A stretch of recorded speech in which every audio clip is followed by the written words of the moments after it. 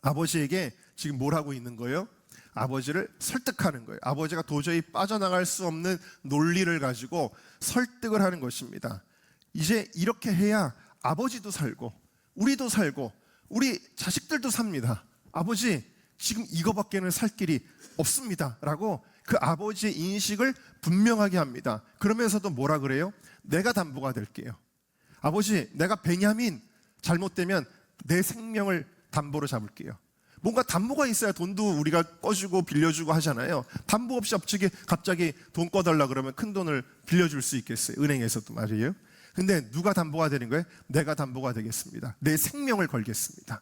이 유다는 어떤 사람이냐? 그냥 말만 하는 사람이 아니라 실질적으로 책임지는 사람, 자기의 희생을 각오하는 사람. 만약에 베냐민을 데려오지 못하면 내가 평생 죄를 질 것입니다. 내가 죄인이 될 것입니다 라고 그렇게 이야기하면서, 여태까지 이렇게 질질 끄면 뭐합니까 아버지?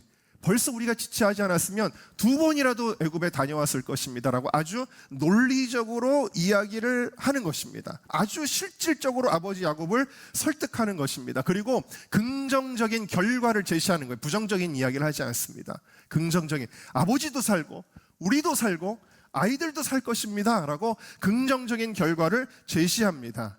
자신이 책임지겠다는 약속을 합니다. 그리고 이 유다의 설득은 효과를 발휘하게 되어집니다. 할렐루야.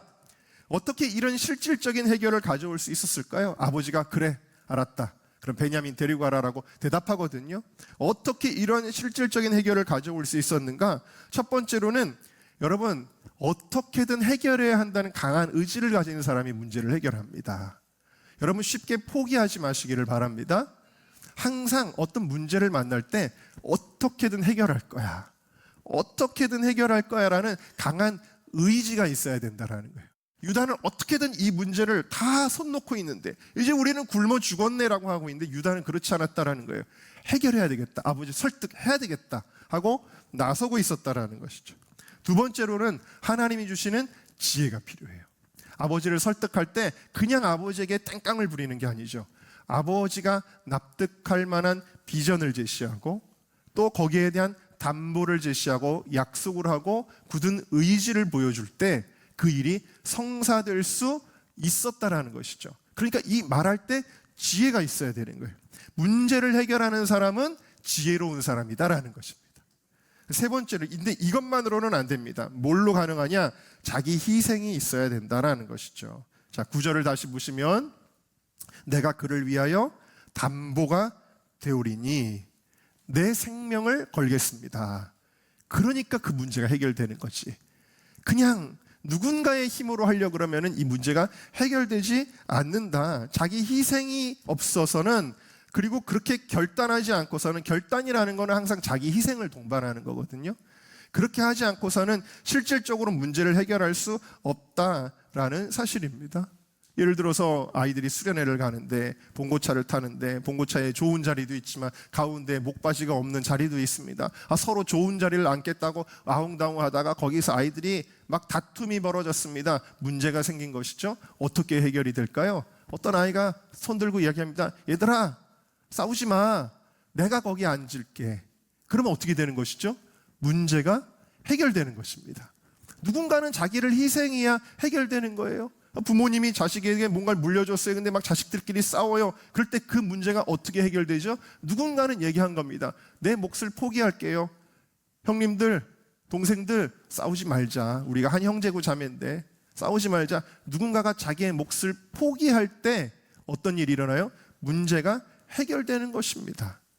우리가 서로 내 것을 손해보지 않고 뭔가를 하려고 할 때는 절대 문제라는 건, 공동체의 문제는 해결될 수 없다라는 것입니다. 자, 그러면 이런 사람은 어떻게 되느냐? 늘 손해볼까요? 늘 남들에게 빼앗기고, 늘 시간이 쪼달리고, 늘 체력적으로 힘들고 손해보는 인생이 될까요? 여러분, 그렇지 않습니다. 이렇게 나서서 자기를 희생하는 자세를 가지고 문제를 해결하려고 했던 이 유다는 이렇게 됩니다. 야곱이 나중에 창세기 49장에 이제 자식들에게 유언을 남기는데 어떤 자식들에게는 저주의 유언을 남기기도 합니다. 근데 유다에게는 아주 특별한 유언을 남깁니다. 자, 8절과 10절을 같이 읽어봅시다. 시작. 유다야, 너는 내 형제의 찬송이 될지라. 내 손이 내 원수의 목을 잡을 것이요 내 아버지의 아들들이 내 앞에 절하리로다. 10절. 규가 유다를 떠나지 아니하며 통치자의 지팡이가 그 발 사이에서 떠나지 아니하기를 실로가 오시기까지 그에게 모든 백성이. 여러분, 이게 무슨 축복이에요? 유다야, 너는 앞으로 왕의 가문이 될 거야. 그걸 축복하는 거예요.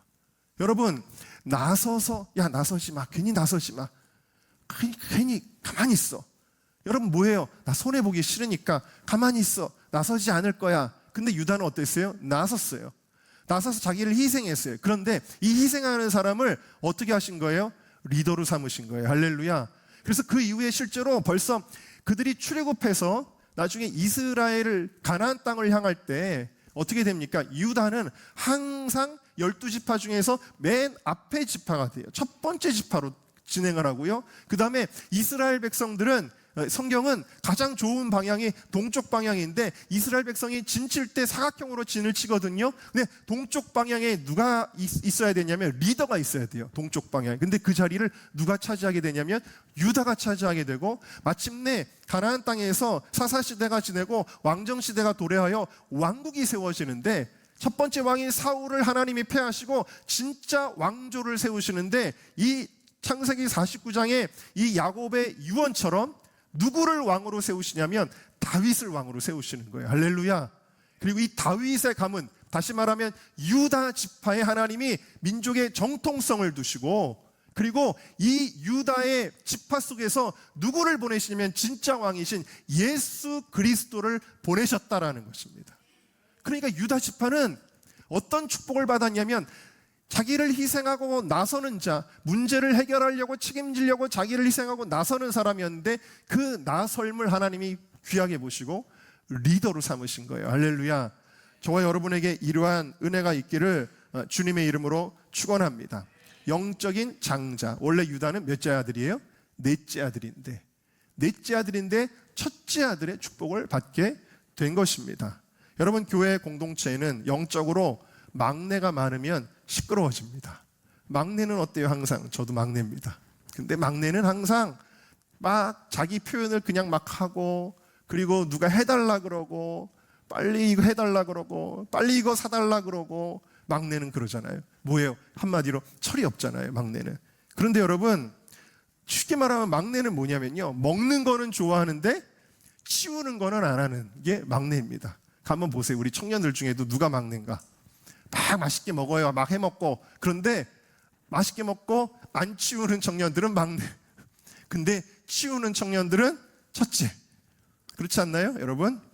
여러분, 교회 공동체는 영적인 장자가 되시기를 주의 이름으로 축원합니다. 우리 모두가 장남이 되고 장녀가 되고 장자, 자기를 희생하고 책임지는 신앙인이 되어야 됩니다. 장자의 축복을 받으시기를 주님의 이름으로 축원합니다. 자, 두 번째, 야곱이 결단합니다. 야곱은 어떤 결단을 할까요? 함께 따라합시다. 내려놓는 결단. 자, 야곱에게는 트라우마가 있다 그랬죠. 그건 요셉의 죽음에 대한 트라우마예요. 근데 베냐민까지 데려간다고? 그래서 이것만은 포기할 수 없는 것. 그러니까 야곱은 다른 거 다 포기할 수 있어요. 하나님을 위해서 내가 시간도 드릴 수 있습니다. 물질도 드릴 수 있습니다. 제 생명도 드릴 수 있습니다. 그러나 하나님, 베냐민만큼은 안 돼요. 그러니까 마지막 내가 포기할 수 없는 그 한 가지가 바로 베냐민이었는데, 하나님은 놀랍게도 그거를 찾아내셔가지고 그것을 포기하게 하십니다. 그냥 편안하게 웰커밍 받으면서 애굽으로 간 게 아니라, 하나님 이런 희한한 과정들을 통해서 야곱은 환도뼈까지 부러졌잖아요. 야복강가에 씨름하면서 완전히 성숙한 그리스도인 100% 된 것 같았는데도 아직까지도 야곱이 포기하지 않는 그것 하나를 또 발견하셔서, 하나님은 네가 포기하지 않는 그것까지 내려놓는 결단을 해야 돼 라고 말씀을 하시는 거예요. 여러분, 좀 당혹스럽지 않습니까? 우리는요, 신앙생활하면서 내가 그래도 이만하면 잘한다고 생각하는 경우가 있거든요. 내가 이렇게 주일 예배도 잘 드리는데, 내가 모든 예배에 참석하는 건 아니지만 그래도 내가 새벽 예배는 드리는데, 내가 그래도 뭐 주님께 그렇게 헌신하는 건 아니지만 내가 11조만큼은 철저히 하는데 내가 생각할 때 이 정도면 내가 잘하는 거지라고 생각할 때가 있다라는 거예요. 그런데 여러분, 하나님께서는 그 마지막 남은 한 가지를 요구하신다라는 거예요.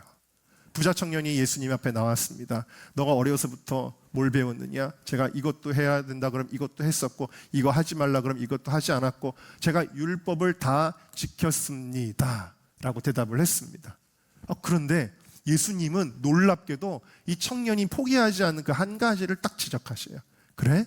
그러면 네가 가진 재산을 다 팔아서 가난한 사람들에게 나눠주고 너는 나를 따르라 라고 말씀을 하시는 거예요. 그때 이 부자 청년이 결단을 해야 되는데 결단을 못합니다. 왜냐하면 물질에 대한 집착이 있었기 때문이에요.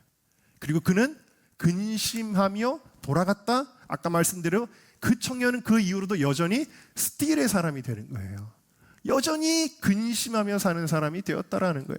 예수님은 왜, 하나님은 왜 우리에게 내가 포기하지 않는, 하나님 이것만 제가 주님께 다 할 수 있어요. 그런데 이것만은 제가 어렵습니다라고 하는 그 마지막 한 가지까지 내려놓게 하실까요? 그것은 하나님과 우리와의 관계는 전심의 관계이기 때문입니다.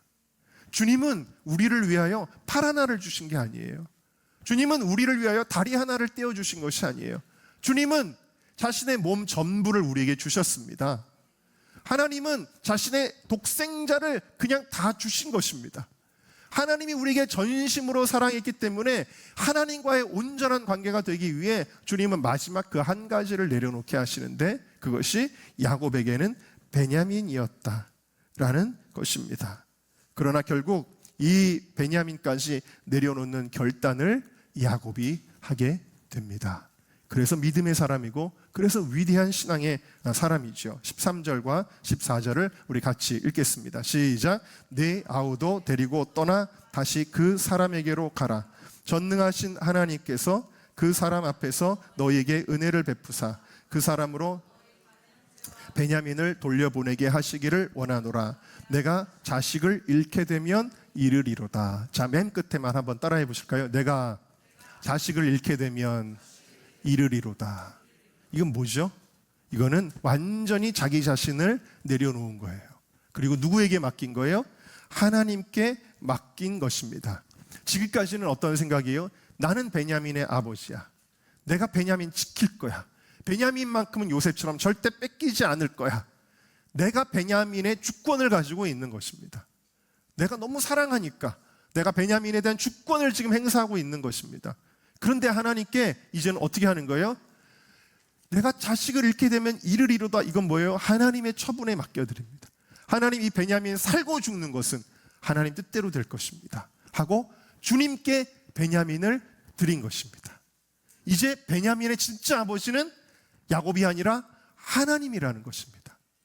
그리고 결국 어떻게 됩니까? 이 베냐민을 하나님은 오히려 더 축복해 주신 것입니다. 자, 창세기 46장을 한번 우리 읽어볼까요? 자, 29절과 30절 같이 읽습니다. 시작. 요셉이 그의 수레를 갖추고 고센으로 올라와서 그의 아버지 이스라엘을 맞으며 그에게 보이고 그의 목을 어긋맞춰 안고 얼마 동안 울매 이스라엘이 요셉에게 이르되 네가 지금까지 살아있고 내가 네 얼굴을 보았으니 지금 죽어도 축하. 제가 이 말씀을 보여드리는 이유, 우리가 아직 가지 않은 창세기 46장 먼 미래의 일이지만 이걸 미리 보여드리는 이유가 있습니다. 그건 뭐예요? 여러분에게도 혹시 트라우마가 있나요? 어떤 불행한 일을 경험하면서 어떤 놀라는 일들을 경험하면서 아주 극심한 고통을 경험하면서 여러분들에게 혹시 트라우마가 있나요? 야곱에게 트라우마가 있었어요. 이 트라우마가 무슨 방법으로 해결되겠습니까? 근데 이 트라우마가 해결됩니다. 야곱의 트라우마가 해결됩니다. 어떻게 해결돼요? 요셉을 만나게 돼요. 죽은 줄 알았던 요셉이 살아있는 것을 만나게 됩니다. 무슨 말씀을 드리는 거예요? 베냐민을 내려놓지 않았다면, 베냐민을 포기하지 않았다면, 그래서 애굽으로 가지 않았다면 야곱은 평생 요셉에 대한 그리움을 살다가 슬픔 속에 죽었을 거예요. 스틸로 살았을 것입니다. 그런데 베냐민을 내려놓았더니 베냐민만 산 것이 아니라 살아서 총리까지 된 요셉을 만나게 된 것입니다. 할렐루야. 그 일생의 모든 슬픔들이 눈 녹듯이 사라지고 그가 뭐라고 고백하냐면 내가 이제 죽어도 여한이 없다라고 그렇게 고백을 하게 되는 것입니다. 여러분, 절대로 하나님 앞에 무언가를 내려놓아야 되는 상황에서 여러분들이 그것을 내려놓을 때 손해보는 법이 없다라는 것입니다. 하나님은 그 이상의 놀라운 축복을 우리 가운데 부어주신다라는 것을 믿으시기를 주님의 이름으로 축원합니다. 우리가 내려놓을 때는 하나님이 더 좋은 걸 주신다라는 거예요. 아브라함이 자기의 자식을 포기할 때, 이삭을 포기할 때 하나님은 더 큰 축복을 주시고, 에스더는 자기의 목숨을 포기할 때 더 큰 축복을 주시는 거예요. 이것이 기독교의 역설의 진리다. 여러분, 우리 함께 읽어보겠습니다. 시작. 우리가 하나님 앞에 내려놓을 때 하나님은 우리의 빈손에 보화를 담아 주십니다. 할렐루야. 여러분에게 남아있는 그 마지막 한 가지 집착, 그것까지도 내려놓는 저와 여러분 되시기를 주님의 이름으로 축원합니다. 자, 마지막으로 세 번째, 베냐민의 결단입니다. 베냐민은 사실은 이걸 다루시는 목사님들은 안 계실 거예요. 왜냐하면 베냐민에 대한 얘기는 여기 한마디도 안 나오거든요. 그러나 이 베냐민의 결단이 없으면 안 되죠. 이 결단은 어떤 결단이냐?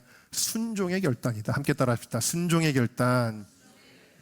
자, 여러분, 8절을 보면 유다가 이 베냐민을 아이라고 표현하고 있는 걸로 봐서 사람들은 베냐민은 자기의 의사도 없이 그냥 끌려갔나 봐라고 생각하고 있다라는 거예요. 그런데 신학적으로 이거를 다 계산해서 성경을 잘 봐서 계산하면 이때 요셉이 베냐민을 다시 만날 때 요셉이 나이가 39살이고 요셉이 17살에 팔려갔기 때문에 이때 베냐민의 나이는 이미 22살에서 25살 사이예요.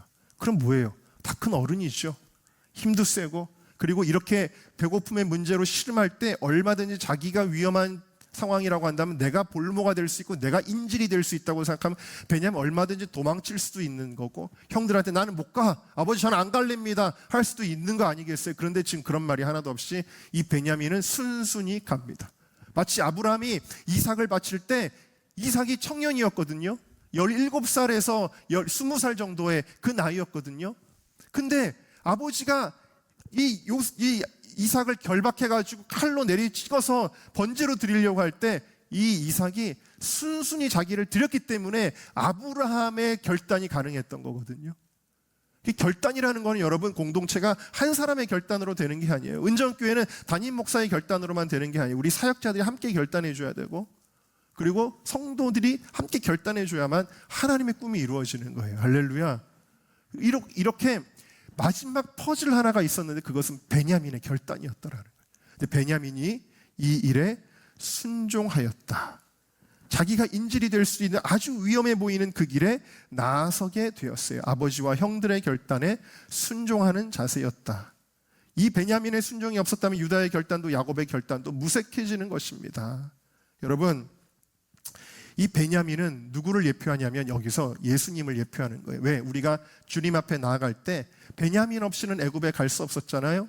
예수 그리스도 아니고선 우리가 주님 앞에 나아갈 수가 없는 것입니다. 그리고 이와 같이 순종하신 분, 하나님 아버지의 인류를 구원하시고자 하시는 그 뜻에 순종하신 분이 바로 예수님이시라는 거예요. 자신을 십자가에 내어주기까지 순종하신 분이다 라는 사실입니다. 여러분, 우리의 사역은, 저는 항상 사역할 때 제가 뭘 꾸며서 하는 게 아닙니다. 혹시라도 여러분들이 목사님 또 무슨 일을 꾸미시고 또 뭘 만드셔가지고 일을 저지르시나라고 여러분들이 생각하면 정말 큰 오산입니다. 그냥 저는 기도하는 중에 하나님이 어떤 마음을 주시면 그러면 순종하는 거예요. 그게 될까요? 그래도 주님이 그 마음을 주시면 순종하는 거예요.